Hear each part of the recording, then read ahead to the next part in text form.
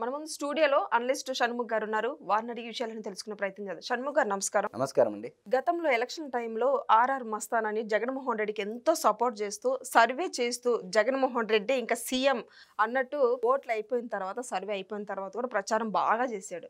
అయితే ఇప్పుడు ఆర్ఆర్ మస్తాన్ కొన్ని జగన్మోహన్ రెడ్డి నిజమైన నాయకుడు అంటూ మాట్లాడుతున్నాడు. ఆ మాటలు ఒక్కసారి విందాం మనం కూడా. ఏకైక పార్టీ వైఎస్ఆర్ కాంగ్రెస్ పార్టీ, ఏకైక నాయకుడు వైఎస్ జగన్మోహన్ రెడ్డి. ఓకే, అది ఏమిటి ఆయన ధైర్యం అన్నప్పుడు ఆయనకున్నటువంటి ఆ 39-40% సాలిడ్ ఓట్ షేర్. సో ఆ 39-40% కంటే మించి ఆయన సాధించగలిగితే ఆయన అధికారంలోకి వస్తాడు. ఆయన సాధించలేకపోతే ప్రతిపక్షంలో ఉంటాడు. కానీ ఈ 40% ఓట్ షేర్ ఉంది సరే, ఆయనకి ఎప్పటికీ తగ్గదు అనేది మాత్రం స్పష్టంగా అర్థమవుతుంది. అంటే ఇది చాలా కీలకమైనటువంటి విషయం. ఈ దేశంలో ఏ రాజకీయ పార్టీ కూడా ఏ చిన్న చితక పార్టీలో అన్నా కలుపుకుంది, కానీ ఒంటరిగా 3 సాధారణ ఎన్నికలు వరుసగా కొత్తగా పుట్టినటువంటి పార్టీ ఇంకొక పార్టీతో పొత్తు లేకుండా ఏది లేదండి. మీరు యు టేక్ ఎనీ పార్టీ, మీకు ఇప్పుడు సపోజ్ సరే దేశమంతా మీకు బహుశా అవగాహన ఉండొచ్చు ఉండకపోవచ్చు, కానీ తెలుగు రాష్ట్రాల్లో బీఆర్ఎస్ పొత్తు పెట్టుకుంది, పిఆర్పి కూడా కమ్యూనిస్టులతో పెట్టుకుంది, నవ తెలంగాణ పార్టీ అని దేవేంద్ర గౌడ్ గారు ఎనగాల పెద్దిరెడ్డి గారు కలిసి పార్టీ పెడితే వాళ్ళతో కలిసి పెట్టుకుంది. తెలుగుదేశం పార్టీ మీకు తెలిసిన విషయమే, కాంగ్రెస్ పార్టీ మీకు తెలిసిన విషయమే. సో విన్నారు కదా ఆర్ఆర్ మస్తాన్ మాట్లాడిన వ్యాఖ్యలు, దీన్ని ఏ విధంగా చూడాలి? ఆర్ఆర్ మస్తాన్ గారు బాగా ఊదుతున్నారండి.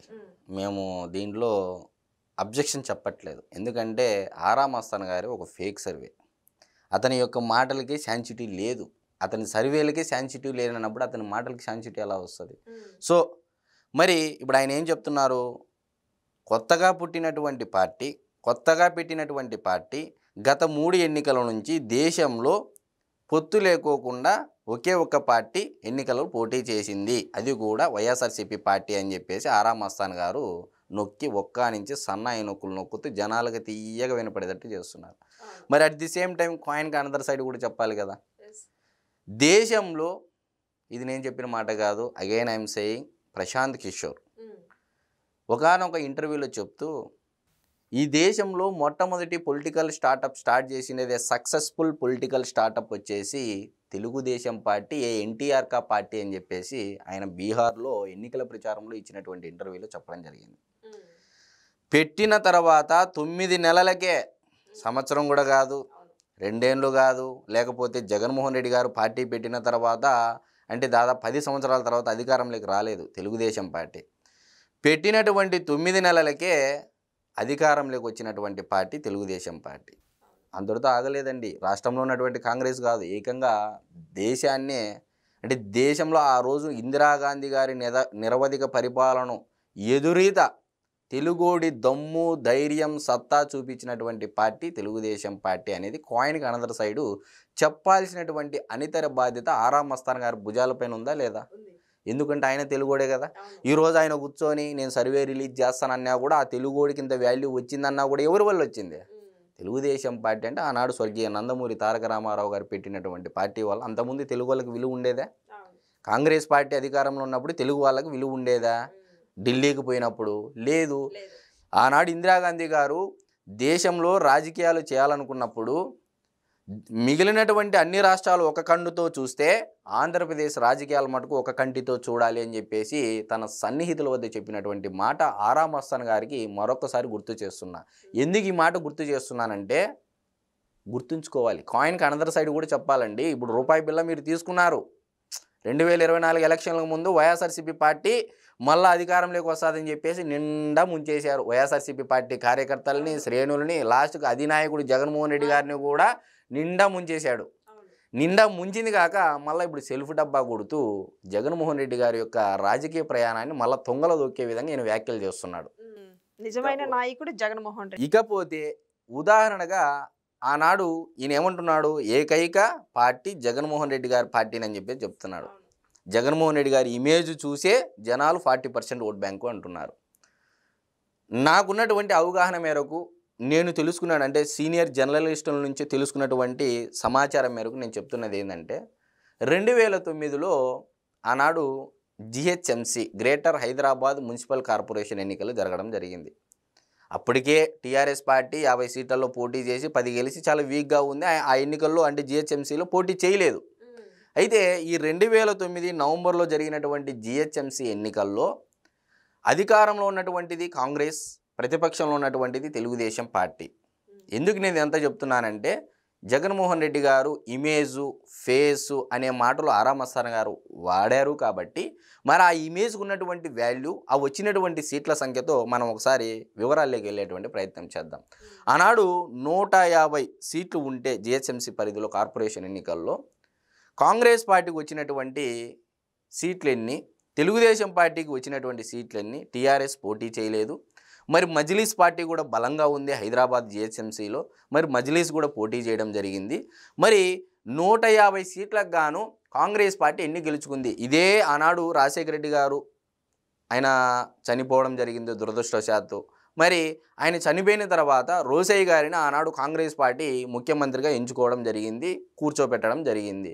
మరి కాంగ్రెస్లో ఆనాడు స్టార్ క్యాంపెయినర్ అంటే ఎవరు లేరు, అంత ఇమేజ్ అంటే ఒక మంచి నాయకుడిని కోల్పోయిందని చెప్పేసి కాంగ్రెస్ పార్టీ భావిస్తున్న రోసయ్య గారిని పెట్టిన తర్వాత ఆ స్టార్ క్యాంపెయినర్ ఎవరు లేరన్నటువంటి సమయంలో ఆ దివంగత నేత రాజశేఖర రెడ్డి గారి యొక్క కుమారుడు జగన్మోహన్ రెడ్డి గారిని తీసుకొని వచ్చి జిహెచ్ఎంసీ పరిధిలో ఎన్నికల క్యాంపెయిన్ నిర్వహించారు జగన్మోహన్ రెడ్డి గారి చేత. నిర్వహించిన తర్వాత ఎన్ని సీట్లు వచ్చాయి, మరి జగన్మోహన్ రెడ్డి గారికి కూడా ఇమేజ్ ఉంటుంది కదా, మరి ఆ ఇమేజ్కి గాను కాంగ్రెస్ పార్టీ అధికారంలో ఉంది కానీ తెలుగుదేశం పార్టీ ప్రతిపక్షంలో ఉంది. మరి 150 సీట్లకు గాను 52 కాంగ్రెస్ పార్టీకి రావడం జరిగింది, 45 ప్రతిపక్ష పార్టీ అయినటువంటి తెలుగుదేశం పార్టీకి రావడం జరిగింది, మజ్లిస్ పార్టీలకు సంబంధించి 43 రావడం జరిగింది. మరి కనీసం 100 ఎక్స్పెక్ట్ చేయాలి కదా జగన్మోహన్ రెడ్డి గారి ఇమేజ్ చూసి. ఏకైక పార్టీ అంటున్నారు, జగన్మోహన్ రెడ్డి గారు అంటున్నారు, ఏకైక నాయకుడు అంటున్నారు. నేను తప్పు పట్టను ఆయన చేసినటువంటి వ్యాఖ్యలు. ఆయనకు 2024 ఎన్నికల ముందు మరి వైఎస్ఆర్సీపీ పార్టీకి ఫేవర్గా సర్వే ఇచ్చారు. అదే కొనసాగిస్తున్నారా, మళ్ళీ ఇంకా అదే మాయలో ఉన్నారా ఆయన అనేది ఆయన అంతర్మతం చేసుకోవాల్సినటువంటి సమయం ఆసన్నమైంది. కాబట్టి 52 కాంగ్రెస్, 45 తెలుగుదేశం పార్టీ, మజ్లిస్ పార్టీకి 43 రావడం జరిగింది. 2.5 ఏళ్ళు వీళ్ళు, 2.5 సంవత్సరాలు వీళ్ళు అని చెప్పేసి మేయర్ పీఠాన్ని పంచుకొని ఆనాడు అధికారంలోకి రావడం జరిగింది జిహెచ్ఎంసీ పరిధిలో. ఈ వాస్తవాలు ఒకసారి ఇన్ని చెప్పేటువంటి ఆరా మస్తాన్ గారు మరి ఇమేజ్, బ్రాండ్ ఇమేజ్ ఇవన్నీ చాలా చెప్తున్నారు. మరి తెలుగుదేశం పార్టీ గతంలో ఏం చేసింది, దేశాన్ని ఢీకొట్టినటువంటి పార్టీ, ఒక ప్రాంతీయ పార్టీ 9 నెలల అధికారంలోకి వచ్చిన తర్వాత ఏకంగా దేశంలో ఉన్నటువంటి అధికారంలో ఒక బలమైన పార్టీని ఢీ కొనగలిగింది అని అంటే అది కూడా చెప్పాలి కదా ఆరా మస్తాన్ గారు అని చెప్పేసి మేము సవినీయంగా తెలియజేసుకుంటున్నాం. కాబట్టి ఆరా మస్తాన్ గారు మీ యొక్క సర్వేకు పేమెంట్ 2024 ఎన్నికలకు ముందే అయిపోయింది. ఇంకా మీరు పేమెంటు పెండింగ్ ఉందనో, మళ్ళీ లేకపోతే ఇంకా ఏమన్నా వస్తుందని, లేకపోతే మరలా భవిష్యత్తులో ఏమన్నా ఆశలు ఉన్నాయేమో. కాబట్టి ఆరా మస్తాన్ గారు మీ యొక్క శాంసిటీ 2024 ఎన్నికలకు ముందే పోయింది.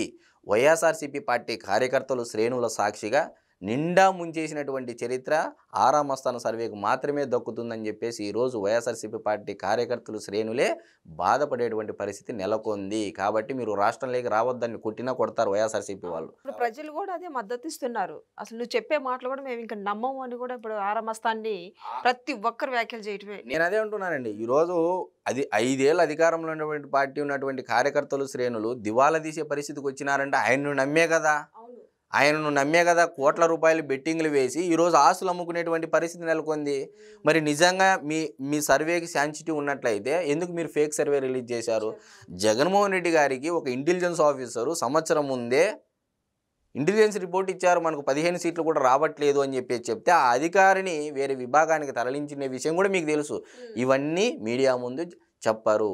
మేబీ నాకు తెలిసి ఆరా మస్తాన్ గారికి ఏమన్నా పేమెంట్ ఇంకా రావాల్సినటువంటి పేమెంట్ రాలేదేమో కారణంగా చెప్పిండొచ్చు తప్ప ఆయనకు కూడా తెలుసు తెలుగుదేశం పార్టీ యొక్క గతం ఏందో తెలుసు, వైఎస్ఆర్సీపీ పార్టీ గతం ఏందో తెలుసు. కాబట్టి ఈ ఊకదంపుడు ఉపన్యాసాలు మానుకొని మీ యొక్క సర్వేకి శాంసిటీ పెంచుకునే విధంగా సర్వేల మీద ఫోకస్ చేయాలని చెప్పేసి నేను మనస్ఫూర్తిగా కోరుకుంటున్నాను. Thank you. నమస్కారం.